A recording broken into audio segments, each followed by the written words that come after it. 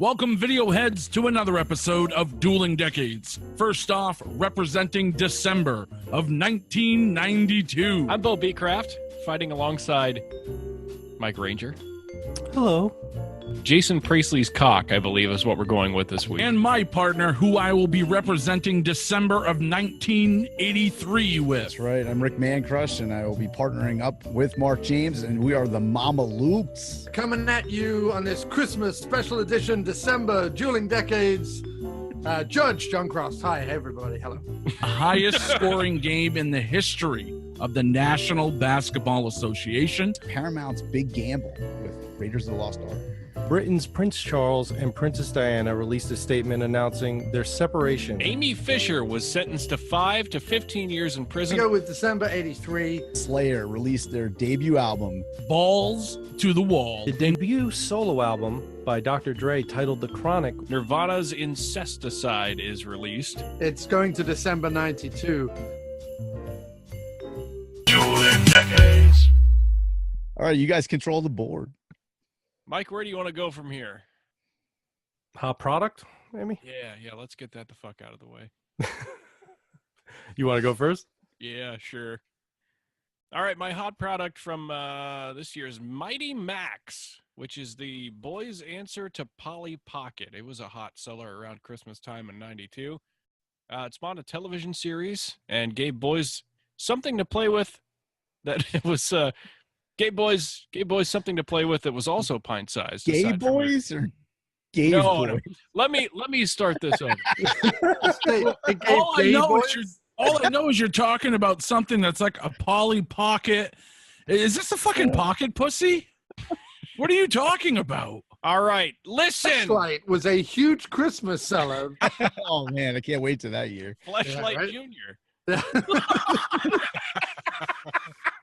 No, so Mighty Max, you all know what a Polly Pocket is, right? It's like a little miniature plastic figurine, and she came in like different little. It's not a vagina? No, not Yeah. anymore. Yeah, false advertising right there. Yeah, right? So it's anyway. Polly Manufactured. Pocket, please don't fuck it. I think that was the tagline. It was like, it went, don't fuck it. It's a toy for your daughter, you weirdo. Don't fuck it. Oh, shit. Anyhow, on with the chlorophyll. The lawsuits. All right. So anyway, Mighty Max, the boys' version answer to Polly Pocket, spawned a television series and gave boys something to play with outside of their newly discovered manhood. They began manufacturing these in the UK by Bluebird Toys. In the US and Canada, they were distributed by Irwin Toy and Mattel. They came in playsets called Doom Zones and Horror Heads, which are sex toys for freaky people. Oh, jeez. The Doom Zone is often off limits. I can't tell if you're serious or not. Look it up, Mighty Max. No, I think I remember these. Wow.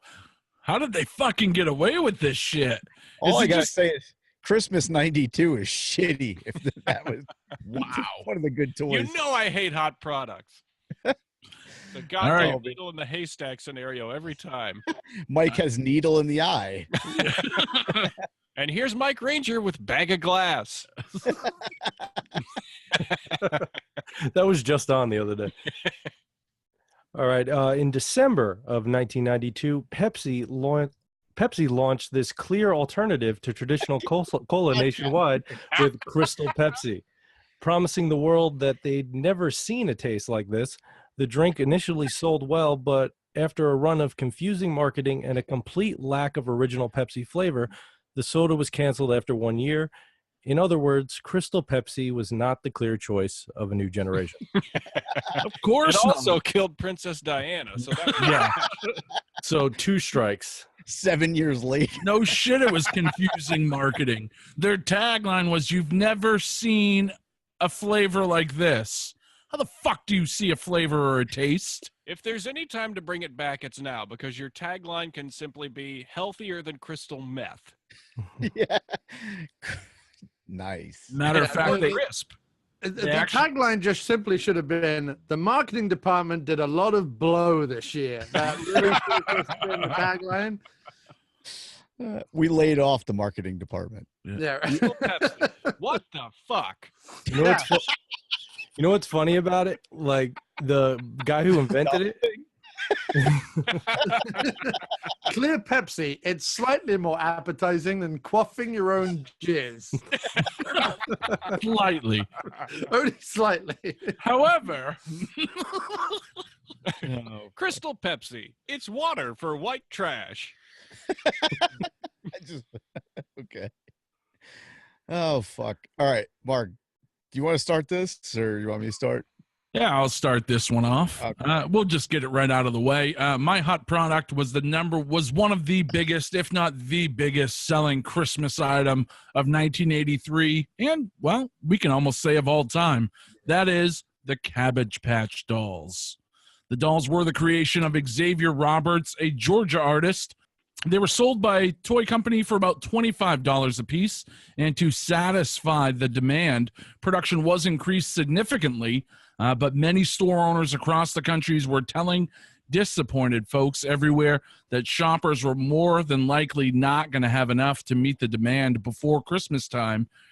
And with an advertisement from December 1983, there was even a Ford dealership who offered to knock off $500 off the price of a brand new truck if you brought in a brand new Cabbage Patch Kid with the papers, and they would donate that to a needy child. The demand was so high, people were rioting everywhere at stores. It was really one of the first instances of the Black Friday madness that we saw because of a product. The manager out of a North Syracuse Service Merchandise reported one morning he counted over 50 people, some as far away as Virginia, at his stores. A near riot happened at a Hills department store in Charleston, West Virginia, when 5,000 people fought for the store's 120 dolls. 5 people were injured at a Zayres in Wilkes-Barre, Pennsylvania. The store manager even armed himself with a baseball bat. So people everywhere were trying to get these dolls, and they were popular for years. There was even an instance from one lady and in a letter to the editor published December 9th, a victim described her participation at what she called the Cabbage Patch Massacre at the Hills store in the Penn Can Mall. As the key appeared to unlock the door between us to get the unclaimed treasure, I felt myself being suffocated by the pressure of the aggressive hands of the people. Running only to escape the rushing tidal wave behind me, charging not for the dolls, but my safety, I was suddenly pushed to the floor with my shoes flying in different directions. While I was lying on the floor, being trampled, calling for help, fearing for my life, I arose, stalking barefooted and bleeding from the knees and badly bruised. By New Year's, Hands of a Cabbage Patch doll. all for a Cabbage Patch doll.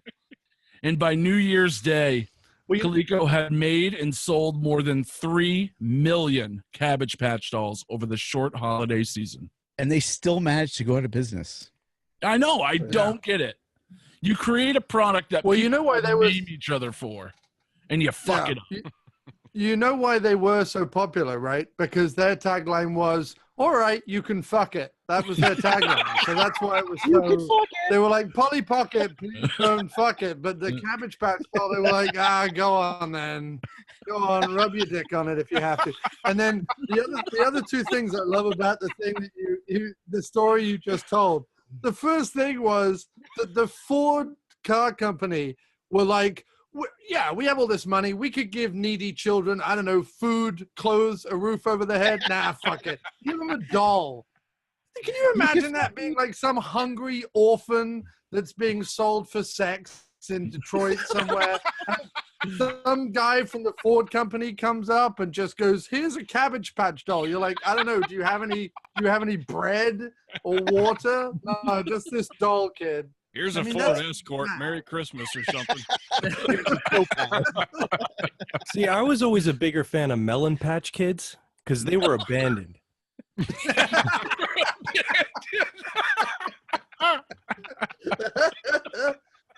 I never understood the appeal of the. But if you ever want to look at human stupidity en masse, look no further than 1983 and the Cabbage Patch Doll massacre. It doesn't end there. Doesn't end there, John. All right. So 1982. Man, In 1982, Hasbro actually revolutionized the toy industry by reissuing G.I. Joe. I'm pretty sure everyone's aware in the 60s, they came out there 12-inch dolls. And then they reissued them by ripping off Kenner and the Star Wars figures, and they re-released them at 3.75 inches. They basically stole the entire design except for the fact that they added 5 more points of articulation so the arms can move around and shit, so you can make it look like your guys were jerking off and stuff like that. You couldn't do that with Star Wars figures. Kung Fu Grip.